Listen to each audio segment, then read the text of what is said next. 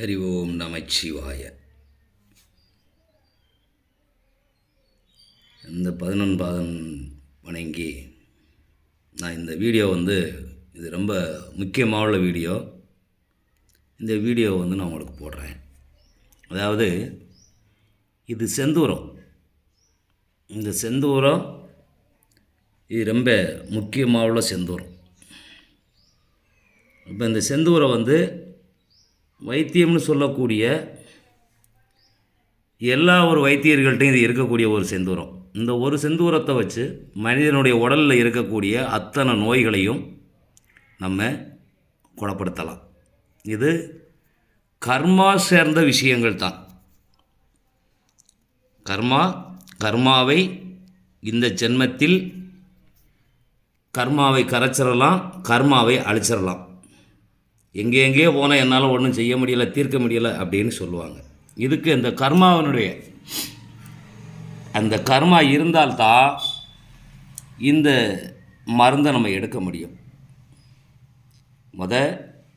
சாப்பிடுறதுக்கு அவங்களுடைய அருட்கள் வேணும். இப்போ இது என்ன அப்படின்னு கேட்டிங்கன்னா, இது ஒன்றுமில்லை, நீலகண்ட செந்தூரம் தான் இது. சரிங்களா?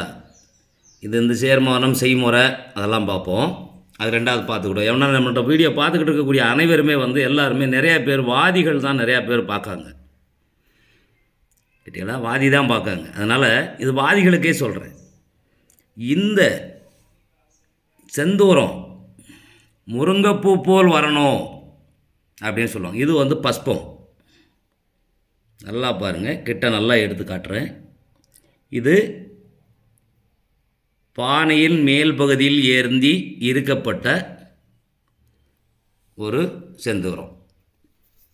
அப்போ என்ன அப்படின்னு கேட்டால், இது அதனுடைய மூலப்பொருள். இது கீழே நிற்கப்பட்டது. இது செந்தூரமாகவே இருக்குது. சரியா? இது வேதியியல் முடிஞ்ச நிலையில் இருக்கப்படுது செந்தூரம். அப்போ இந்த செந்தூரத்தில் இந்த வேதியியலில் இருந்து இதுக்கு ஓடி அடங்காமல், நெருப்புக்கு அகப்படாமல் ஓடி நிற்கக்கூடியதான் இந்த.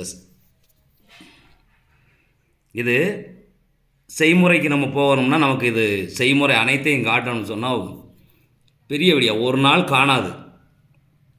கேட்டீங்கன்னா, சுத்தி முறையிலேருந்து பல விஷயங்களை நம்ம கொண்டு போகும்போது இது ஒரு நாள் டைம் எடுத்துக்கு மேலே ஆகும். நம்ம பெரிய வீடியோவை நம்ம போட விரும்பலை. நான் சுருக்கமாக வாதிகள் பார்க்கப்படுறதுனால, வாதிகள் கற்ப மருந்து இது. நான் சாதாரண மருந்து சொல்ல, இது கற்ப மருந்து. கர்மாவை நீக்கக்கூடிய ஒரு வல்லமை பொருந்திய மருந்து.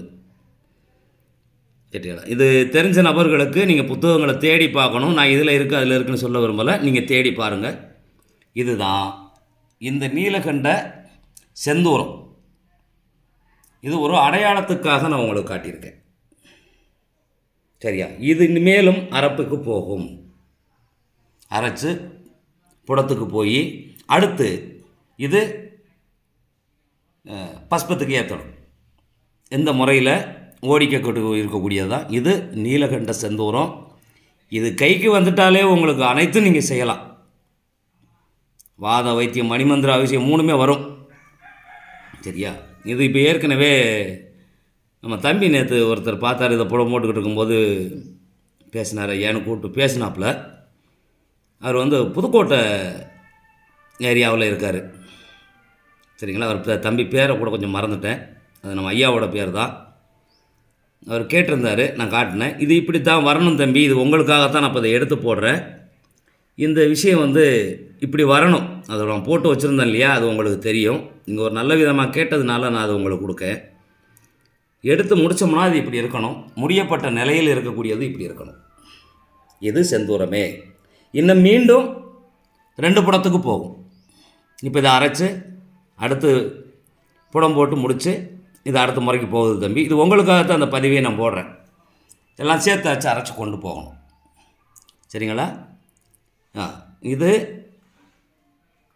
செந்தூரத்தினுடைய ஒரு அடிப்படை நான் உங்களுக்கு சொல்லியிருக்கேன். அதனால நான் அதை உங்களுக்கு காட்டுறேன்.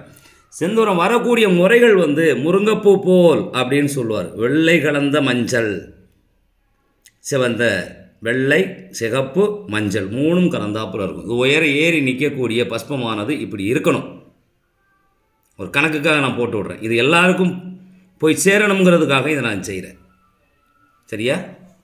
என்ன ஏதுன்றது நீங்கள் இப்போ வேணும்னா நீங்கள் கமாண்டு வரவேன்னா நீங்கள் ஃபோன் போடுங்க, நான் பேசுதேன். முடிஞ்சால் நேராக வாங்க. அது எப்படி செஞ்சிய என்ன ஏதுங்கிற அந்த பேச்சுக்கே போக வேண்டாம். சரியா? சந்தோஷம். நல்ல நாள். நமச்சிவாயம்.